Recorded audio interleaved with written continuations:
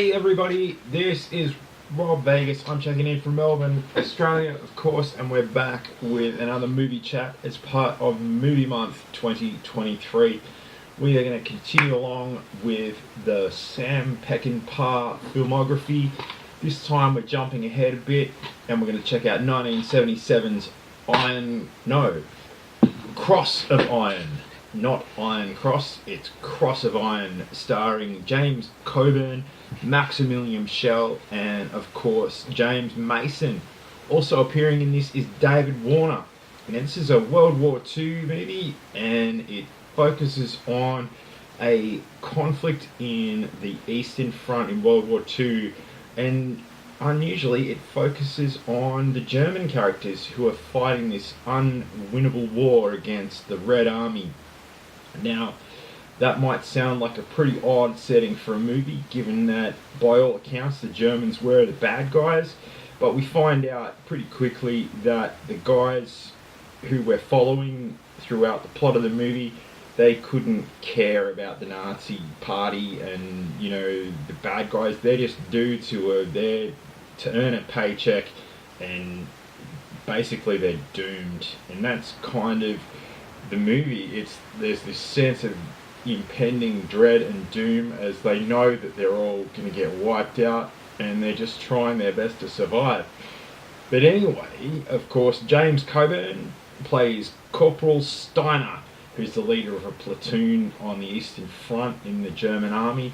And yeah, like I said, all he wants to do is get home, and he couldn't care less. He's just like, man, I've had it with this. And it turns out pretty much everyone else he relates to in his platoon that he commands just wants to get the hell out of there. And could you blame him? They're fighting a losing war against they're outnumbered like about 500 to 1. And yeah, like I said, they just want out. But into this sort of melting pot comes a higher up Prussian aristocrat played by Maximilian Schell, and his jam is that he wants to get the Iron Cross, hence the title of the movie, The Cross of Iron. And he just wants to get this fancy medal so he can go home and brag about it. And this, of course, leads to a conflict between James Coburn's character, Corporal Steiner, and this fancy aristocratic guy, Maximilian Schell, and they butt heads about it big time. All the while, of course, the Russians, the Red Army, are over the next hill and just wiping them out slowly but surely. And, there's some twists and turns and things like that. It turns out that Maximilian Schell's character, who's called Stransky, he betrays James Coburn's character Steiner in an attempt, again, to get that Iron Cross and that recognition and medal that he wants to, show off to his fancy German friends when he gets home. And of course, conflict ensues, of course, with the Red Army and between these two men who just seem diametrically opposed. The one guy who's battle hardened and is sick and tired of the war and just couldn't care less, and of course this guy who wants to use showing up on this battlefield to gain some brownie points. So that's where the conflict ensues. Now this one, as I said, it is a Sam Peckingpah movie, so there's lots of those fast cuts, slow motion battles, and as you'd expect from one of his movies, a lot of violence and a lot of gory bits and things like that. And it all leads to a head, of course, with these two men who are opposed and the conflict between those guys.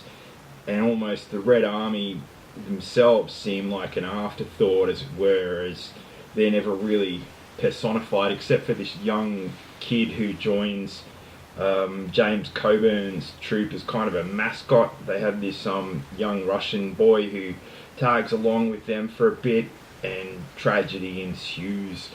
And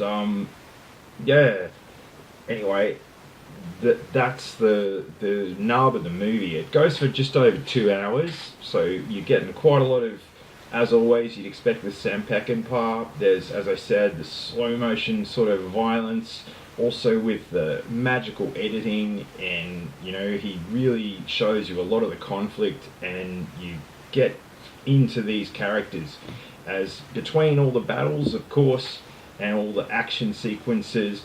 There's a lot of character moments between the two main antagonist and protagonist, and also the guys in the platoon that are just trying to survive, and of course the guys who are they just all want to go home. Like, they couldn't care less about whatever the idealism that they're supposedly fighting for is. They just want to get home, and could you blame them?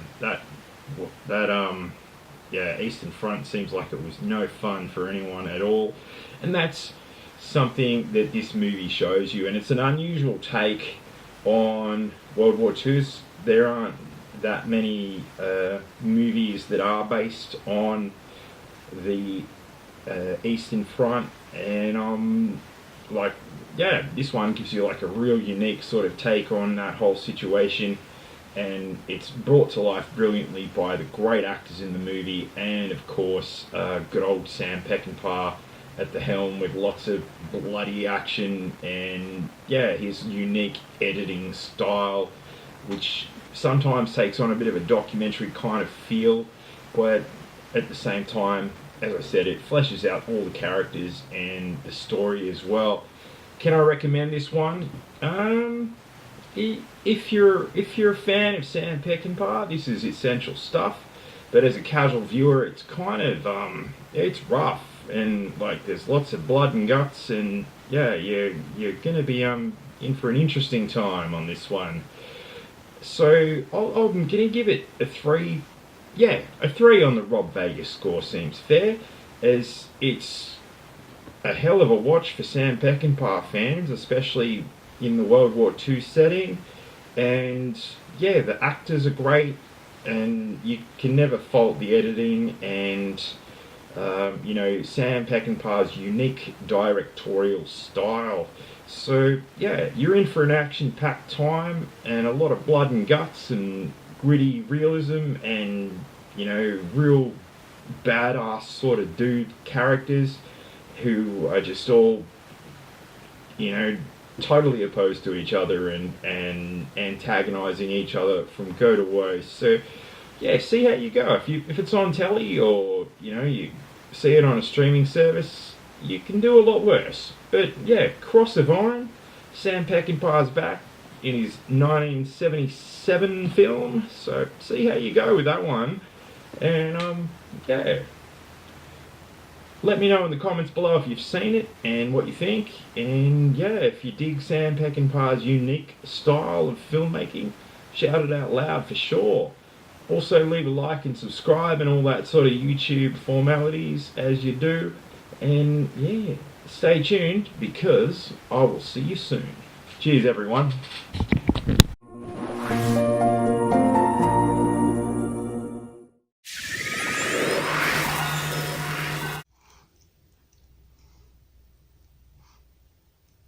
Crystal Ball says like and subscribe and leave a comment.